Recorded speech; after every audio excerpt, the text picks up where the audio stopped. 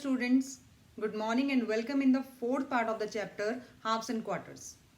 आज हम fourth part discuss करने जा रहे हैं. अब तक 3 पार्ट्स हमारे कंप्लीट हो चुके हैं. So in today's part what we are going to discuss, वो टॉपिक बताने से पहले let me give you some examples. So have a look on the examples.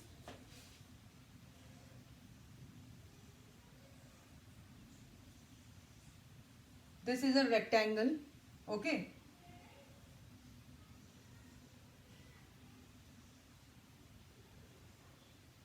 This is also a rectangle.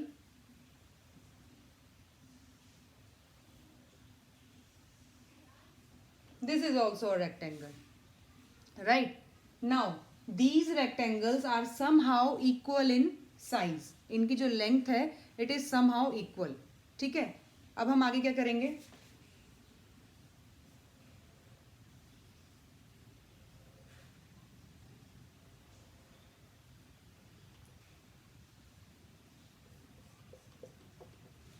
In the first rectangle we have shaded 1/2 part of the rectangle. ठीक है, इसमें हमने 1/2 part को shade कर लिया. Now for the second rectangle,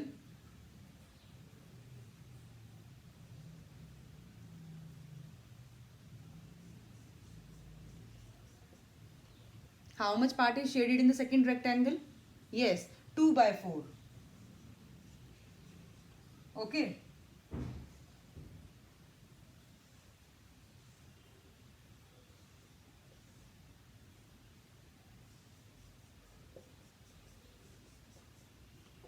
And how much part is shaded in the third rectangle? 3/6.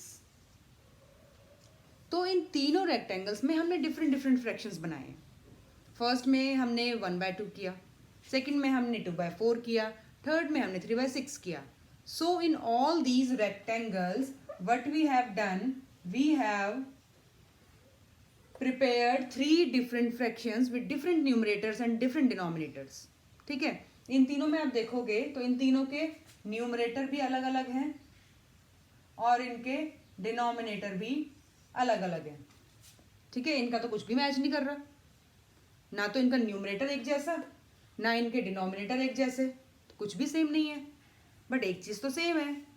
वो और क्या सेम है? वो जब हमने इस रेक्टेंगल का इतना पार्ट लिया तब भी हमें इतना ही मिला. ठीक है, जब हमने सेकंड रेक्टेंगल के 4 पार्ट्स में से 2 लिए तब भी हमें इतना ही मिला. जब हमने रेक्टेंगल के 6 पार्ट्स में से 3 पार्ट्स लिए तब भी हमें इतना ही मिला. तो इसका मतलब जो हमें पार्ट मिल रहा है वो तो सेम है, चाहे नंबर उसके चेंज हो रहे हैं, but the value, the quantity, the part we are getting is almost same. वो बराबर ही है. ठीक है, तो इसका मतलब ये जो फ्रैक्शंस हैं तीनों, वो तीनों वैल्यू में इक्वल हैं. ठीक है, वो तीनों कैसे हैं? They are equal in values. So these kind of fractions जिनके न्यूमरेटर डिनोमिनेटर बेशक अलग हैं but their values are same, they are known as equivalent fraction. Okay, क्या कहते हैं इन्हें हम? Equivalent fractions. और इनकी डेफिनेशन क्या है? Whose numerator and denominator are different but value are same.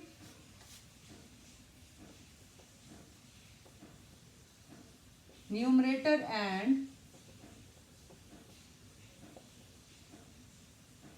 denominator are different but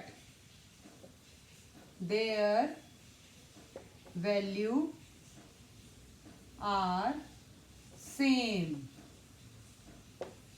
जिनके न्यूमरेटर और डिनोमिनेटर अलग अलग होते हैं बट उनकी वैल्यू तो सेम है. जितना इसमें मिल रहा था उतना ही इसमें भी मिला, उतना ही इसमें भी मिला. इसका मतलब उनकी वैल्यू तो सेम है. Their value is not changing. ठीक है, so they are known as equivalent fraction.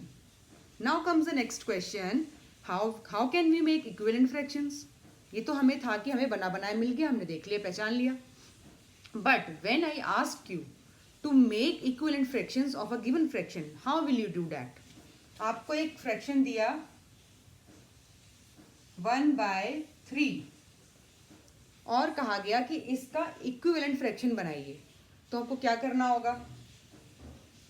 जैसे अगर सबसे पहले उसके लिए आप ये वाला एग्जांपल लो, 1/2 एंड 2/4, ये दोनों इक्वल हैं, ठीक है। तो इसका जब हमने 1 को 2 से मल्टीप्लाई किया तो हमें 2 मिला, और ऐसे ही हमने 2 को 2 से मल्टीप्लाई किया तो 4 मिला। सिमिलरली 1/2 जो था वो 3/6 के भी बराबर था। इसमें हमने 1 को किससे मल्टीप्लाई किया था? 3 से, और 2 की टेबल में भी 2 की टेबल भी पढ़ोगे तो 2 3 = 6। तो इसका मतलब हम क्या देख रहे हैं कि इन दोनों में हम न्यूमरेटर और डिनोमिनेटर को सेम नंबर से मल्टीप्लाई कर रहे हैं, राइट।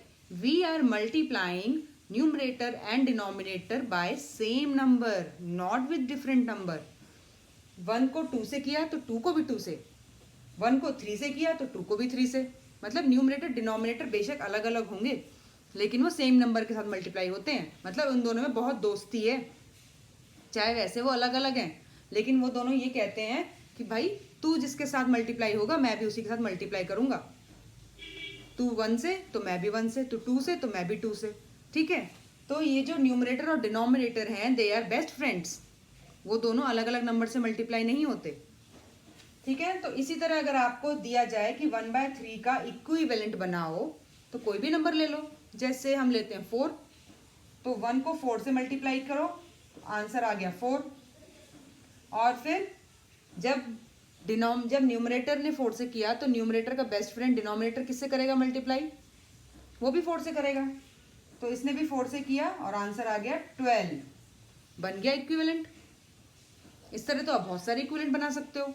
बस न्यूमरेटर और डिनोमिनेटर को सेम नंबर से मल्टीप्लाई करना है, उनकी दोस्ती न तोड़ना, उनकी दोस्ती खराब नहीं होनी चाहिए, ठीक है। So this is how we can make equivalent fraction. अब इसके अलावा आपको और भी क्वेश्चंस आ सकते हैं, लाइक आपको लिख दिया 4/5 और इसके सामने आपको एक बॉक्स खाली और नीचे आपको लिख दिया 20, ठीक है। तो आप सबसे पहले क्या करेंगे? 5 की टेबल पढ़ेंगे। 5 1 = 5, 5 2 = 10, 5 3 = 15 एंड 5 4 = 20। सो आपने इसका देखा कि 5 को हमने किससे मल्टीप्लाई किया है? 4 से। तो अब आप 5 का दोस्त किससे मल्टीप्लाई करेगा? 3 से? 5 से? नहीं, 4 से ही करेगा वो भी। तो उसने भी 4 से मल्टीप्लाई किया और आंसर आ गया 16। हो गया हमारा आंसर राइट, ठीक है।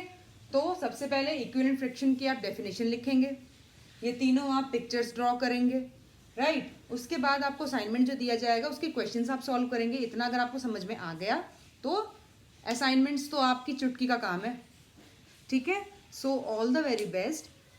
अगर आपको प्रॉब्लम आती बेटा, you can watch the video as much time as you want to see, okay, जब तक आपको अच्छे से समझ में ना आ जाए। But just make this concept very clear that equivalent fractions are those fractions जो क्वांटिटी में, वैल्यू में, अमाउंट में सेम होते हैं, बेशक उनके न्यूमरेटर डिनोमिनेटर अलग अलग हो जाएं, right. I hope you all get the concept correctly and see you in the next class with a different concept. Till then, stay home, stay safe, and bye bye. Take care.